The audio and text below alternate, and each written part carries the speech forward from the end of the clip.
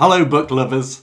You voted for me to read and recount my opinions of Daniel Mason's The Piano Tuner, and here is the video.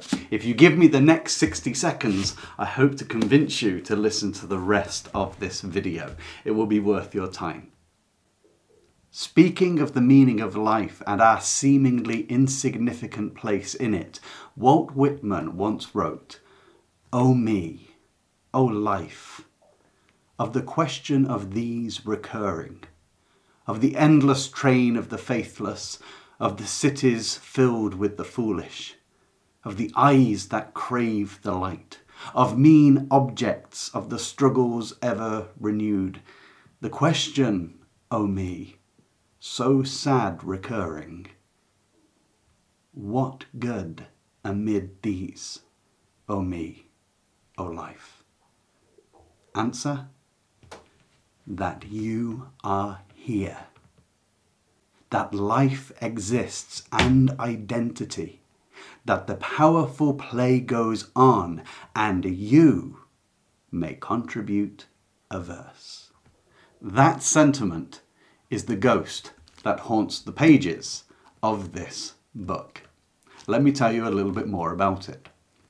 The Piano Tuner by Daniel Mason is a mesmerizing, somewhat intoxicating piece of work which draws you partly into yourself, but also opens up your mind's eye to the grand vista of forgotten places, forgotten times, forgotten stories and people who moved upon this earth. It's a very introspective book, and it moves on quietly but with a very firm grasp of your hand as it walks you through the life of an ordinary person, making the one extraordinary journey in their entire life. And through that, it reveals just how beautiful life is right now, that we exist, that there is identity, that we all have one. So the story of the Piano Tuner follows a piano tuner, unsurprisingly, Edgar Drake. Edgar Drake lives in London and he's married to his wife Catherine, and they actually have a happy marriage. He's very forgetful, she's very organised, she's much prettier than all of her friends, so he says. He's very quiet, and some people wonder how on earth she got together with him. He has a great passion for sound, especially music. He appreciates it. And she finds that quite romantic in him. But the story is not about their love.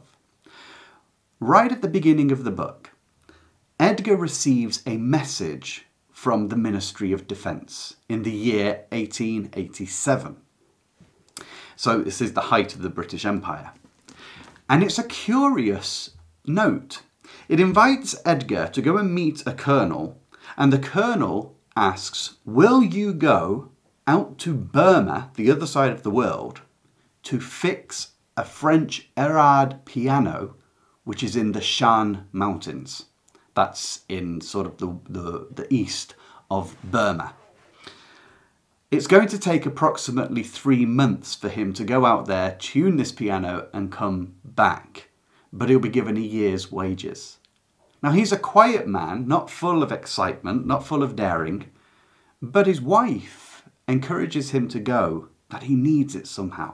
And so begins a story that gets you to reflect on the inner nature of existence. And I don't mean philosophically.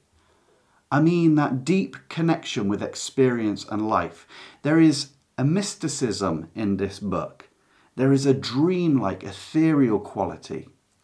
There is so many small characters, each with their own little story. You don't find out all the stories, but you know they're there, that we all walk this earth. And that's sort of the idea in this book, is it gets you to recognise that the powerful play goes on and you too may contribute a verse.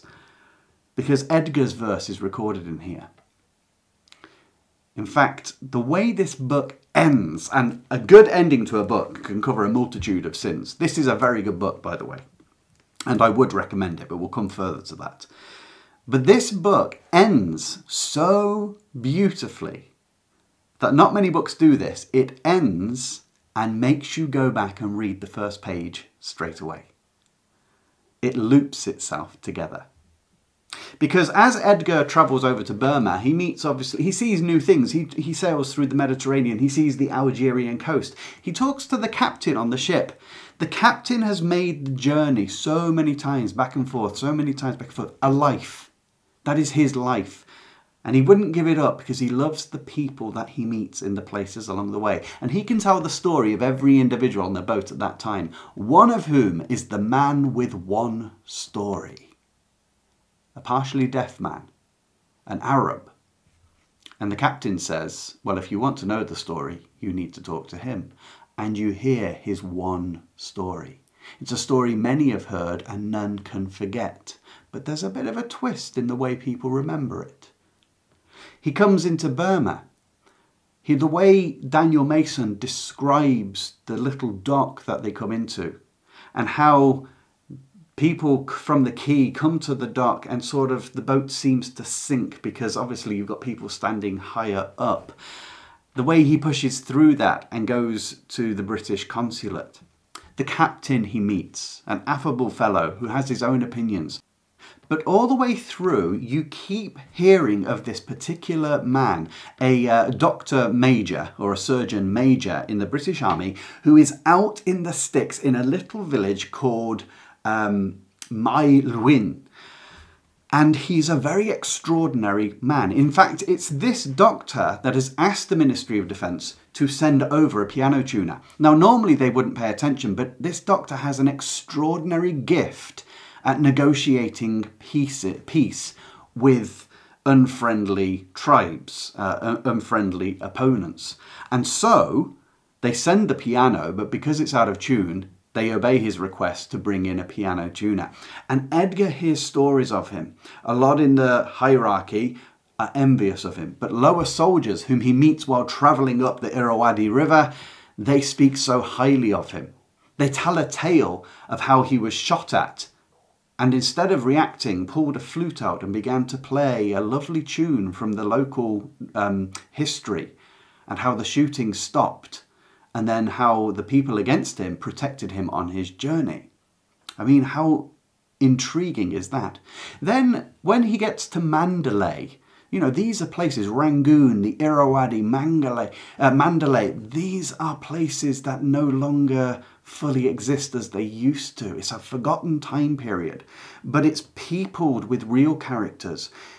Daniel Mason introduces us to history, which gives you such a sense of place, of 1887 and the almost total annexation of Burma by the British.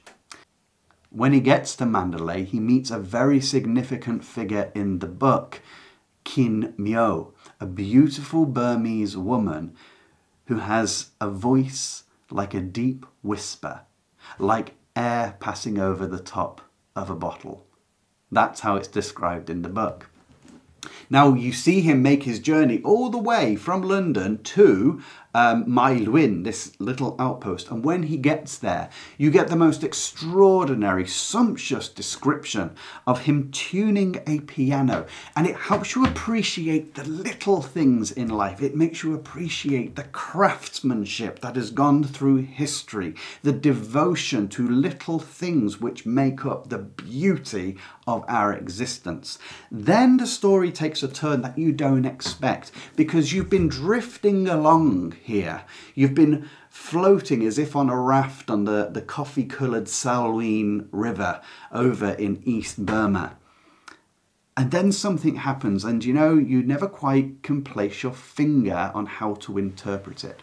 But amidst this book, there is also a small scene with a note of paper and a broken idol. And that scene has stuck with me since I finished reading it last night.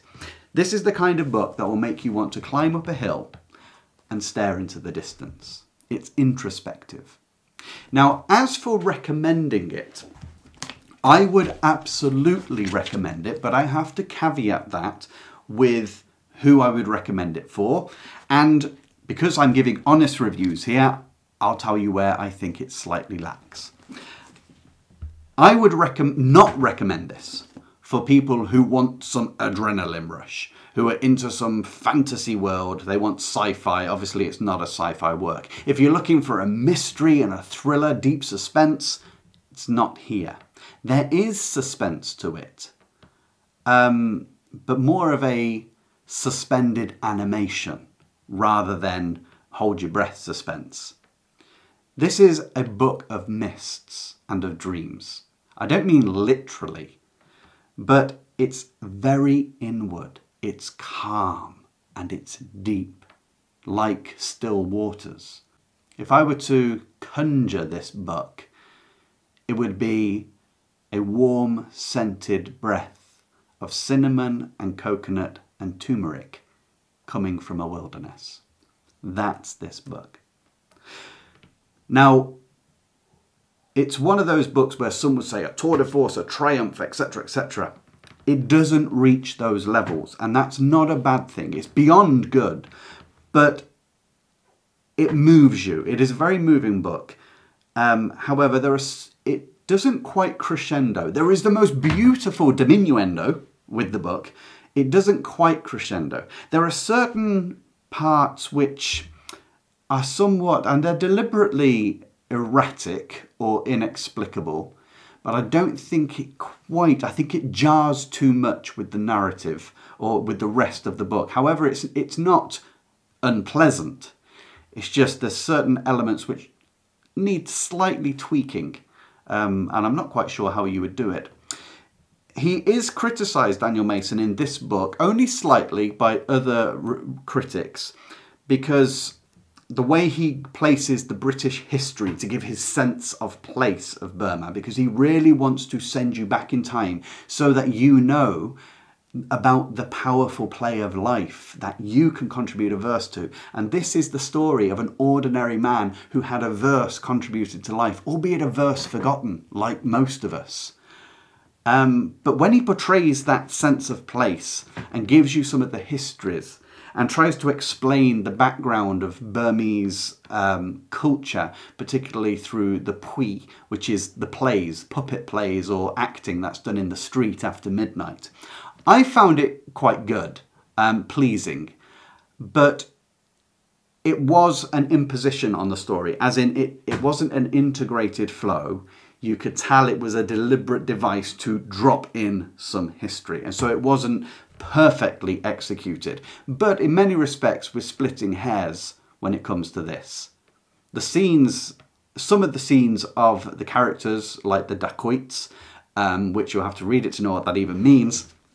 There's a scene with 3 of them, and yeah, it seems a bit too like a sticker stuck on a piece of paper rather than a 3D. And there's this very intriguing character, Nguyen Thuen, I think his name is, and I really believed he has a presence that never quite comes to fruition. But please don't let these things put you off. If you like a book that makes you experience humanity, if you like a book that sends you into that kind of meta stage of your mind, that subconscious area of your mind, which appreciates, which hums and thrums along with the resonance and the vibrations of the past, this is a book you will love. The writing is exquisite.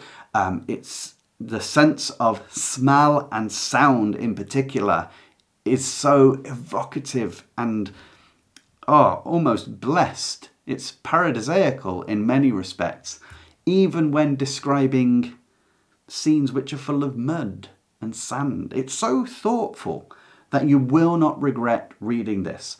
As one of the first books reviewed on this channel, and I'm aiming to review books so that I can recommend the good ones and actually tell you if some I don't think are worth your time at all. This, I would say, is worth your time if you like thoughtful books, if you want to drift on a journey. But this journey is not about conquering mountains. This journey is not about fighting against great odds. It's the journey of an ordinary human. And the ordinary humans that he meets, except for one, the doctor, who is an extraordinary man. And how the book works out, the last 50 pages, you will not expect what happens there. And the way that a piano sits at the centre of it, and one of the incongruous scenes, which I'm not going to even mention, that will stick with you. And how story is invoked all the way through. Not just through characters he meets, but even through someone who's translating the Odyssey and seems to have had an insight into Odysseus's pain and how it fits. The one thing I'll say about this is when Edgar can go home, he delays. And there's a question always lingering. Will he ever go home again? And when? But you'll have to read it to find out. Like I say, the end page will take you straight back to read. In fact, the end paragraph will take you straight back to read the first pages again and smile. Yes, smile in a solemn sense. So that's the Piano Tuner. Now, as I've always promised, I am now going to pass this book through the Ministry of Brutally Honest Book Reviews. The Ministry of Brutally Honest Book Reviews is a sort of riff or the antidote to the over-exaggerated marketing claims on the back of books. You know, where they all say, this is the best work ever, when clearly not every book can be that. So I will now give you my deepest opinions of this book, but a bit tongue-in-cheek. Daniel Mason shot for the stars and missed, but he did make it into orbit. At a few points in the story, I wondered whether they had forgotten their destination. One would never expect hammers to be so sensual. If you took this on holiday, you wouldn't be disappointed. Triumph would be over-egging the custard, but it's certainly better than run-of-the-mill. Please don't let the Ministry of Brutally Honest Book Reviews put you off. They are deliberately hard towards books because it's the antidote to the overly sentimental, overly dramatic, overly hyped marketing that you find on most books in order to get people to buy. So if anything positive comes out of the Ministry of Brutally Honest Book Reviews, it tells you it's a reasonably good book. In fact, I would say it's more than reasonable. Personally, I thoroughly enjoyed it. I do believe it's a book I will read again sometime in the future, which is always high praise for any book. And I would recommend it to anyone that wants a calm, gentle, thought-provoking and moving book to contemplate. Of course, no book is beloved by everybody, but I think most readers of this are going to enjoy it. I hope you've enjoyed this review of The Piano Tuner by Daniel Mason. I will certainly be reading more of his works because I thought it was charming. Please let me know if you've read it or if you're going to, and don't forget to subscribe and share this so that other people can get good recommendations in their reading of modern literature. I'll see you in the next video.